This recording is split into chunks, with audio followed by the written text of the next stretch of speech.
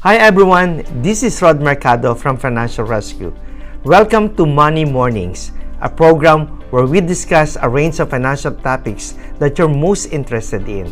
We cover all of your questions related to money, budgeting, tax and debt issues, retirement, financial planning, and investments, and ways you can maximize your money to be able to live the life of your dreams. Our question today comes from Susan in Daly City.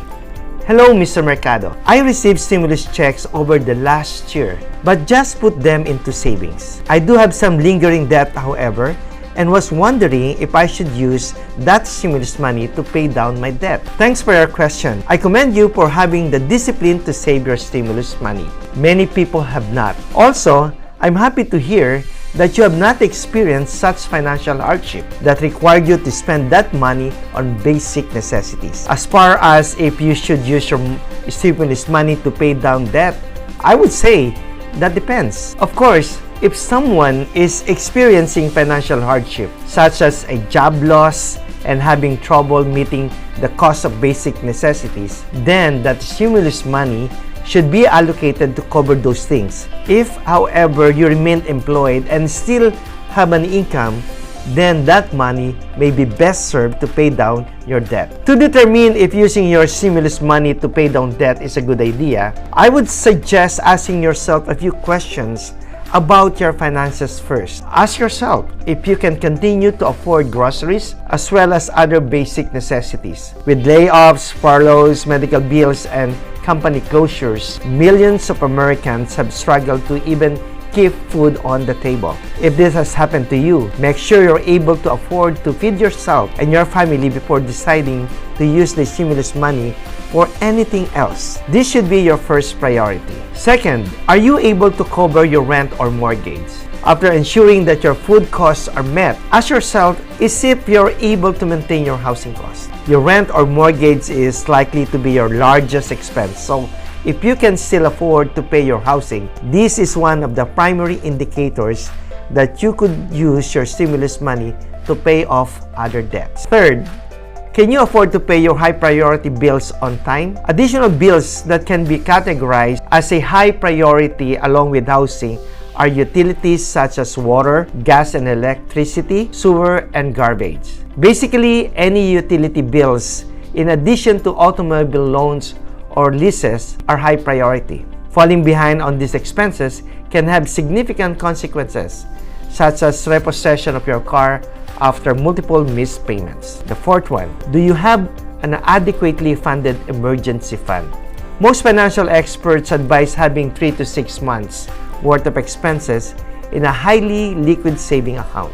During volatile times such as recession, you should aim for 6 months worth. For determining if you should use your stimulus money to pay off debt, when calculating how much you should have in an emergency fund, consider only the primary essential expenses, such as those mentioned previously. If you conclude that you are able to cover your basic costs, such as food, housing, and important bills, and also have adequately budgeted your emergency fund for 3 to 6 months, then you're probably in a good position to use your stimulus check to pay off your credit card and or other outstanding debt. It is not often that free money shows up in our lives like the stimulus checks have. If you're carrying debt on accounts like credit cards, medical bills, or personal loans, but are otherwise in a good financial place, then the stimulus money presents a great opportunity to cut that down substantially. But you will want to go about your debt reduction strategically. Let's take a quick commercial break, and when we come back, we'll talk about some ideas on how to do just that. Isa sa natutunan natin sa pandemya ay life can change in an instant. Kaya ako po ang tanong ko sa inyo, sa inyong current financial situation, meron na ba kayong solidong plano? Lalo na ngayon patapos na ang pagbigay ng stimulus check ng gobyerno. At ang panandali ang pag-defer ng payments ng mga credit cards ninyo? Paano na kapag nawala ng mga temporary fixes na to? Sa amin sa Financial Rescue, we provide solid solutions for reducing your debts, not just temporary ones. Kaya ano pang hinihintay nyo? May solusyon! Call Financial Rescue. Welcome back. Now let's discuss ways to go about using your stimulus money to reduce your debt. So we have established that your monthly basic necessities, housing, important bills are covered, and your emergency fund is healthy. So that puts you in a great position to utilize your stimulus money to pay off some debt. First, let's look at why this is important. One of the primary reasons for paying down debt is to save money in the form of interest payments. If you don't pay off an account such as a credit card completely by the due date, then interest is charged on any remaining balance. This is why credit card issuers are perfectly fine when you're just paying the minimum amount. The remainder simply gets more interest added to it, which is how they make more money. Since the amount of interest charged is based on the balance you owe, the amount of interest you pay will decrease as you continue to pay off your balance. Another important reason for paying down your debt is because as the balances you owe decrease, your credit score will increase. This is because a large part of your credit score is based on your credit utilization. Maintaining a high credit score is important as it lowers the cost of money for any future loans you may want. This includes mortgages and auto loans. Let's take a look at how to best go about paying down your debt with your stimulus money. Remember, earlier I talked about being strategic about it. The following is an example of how to knock out multiple debts. Pay off credit cards. Credit cards are probably the worst kind of debt you can carry. Too much revolving credit card debt can damage your credit score. And credit cards are typically expensive due to high interest rates. If you have a card with a much higher balance than the other, then try to knock out as much of that one as you are able. If the balances in your cards are all about equal, then pay down the cards with the highest interest rate first, as that is the one costing you the most money. Second, pay off personal loans. This kind of debt typically has predictable payments since the loans are paid back in equal installments. But unless you qualified for a personal loan with outstanding credit, chances are the interest rate is just as high or higher than credit cards. So your next best bet for utilizing your stimulus cash after credit cards are paid off is eliminating personal loans. Third, pay down remaining debts. Of course, there are other debts that can be addressed besides credit cards and personal loans. You may have a home equity loan or HELOC. This typically charges less interest than personal loans. But if you can pay it down or off completely, it would be a good idea, because falling behind on this type of debt can put you at risk of losing your home. If you have an auto loan, then using stimulus money to pay down a chunk of that is a good idea too, as you'll be debt-free sooner and save some money on interest as well.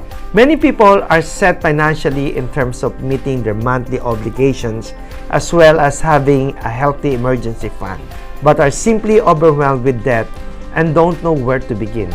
In that case, it will be worth considering a debt settlement or debt consolidation program.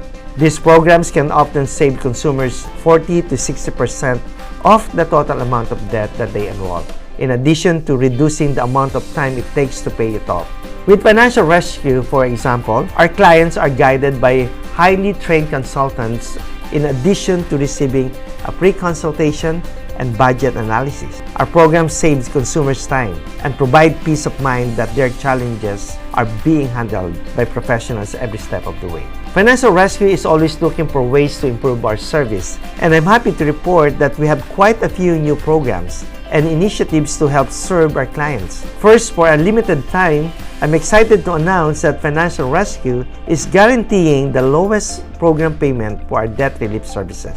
We have also implemented our Debt Relief Stimulus Plan, which is a comprehensive program designed to make getting started with debt relief much easier for those who are struggling. This program provides $100 off enrollment for the first month, ongoing reward of $50 for each referral that becomes a client. Next, I'd like to mention that we offer discounts to frontliners, as well as students, veterans, and teachers. Those heroes who have been at the front lines of the pandemic for over a year now need financial assistance, and it goes without saying that students, teachers, and veterans can benefit from it. We also are offering a special program to help those who truly want to take advantage of our service but are struggling too hard. This program allows new enrollees to defer 50% of their program payments for the first 3 months. In addition to these special programs, Financial Rescue has added numerous new states for servicing like Hawaii and Illinois. Certain programs are only available in certain states, so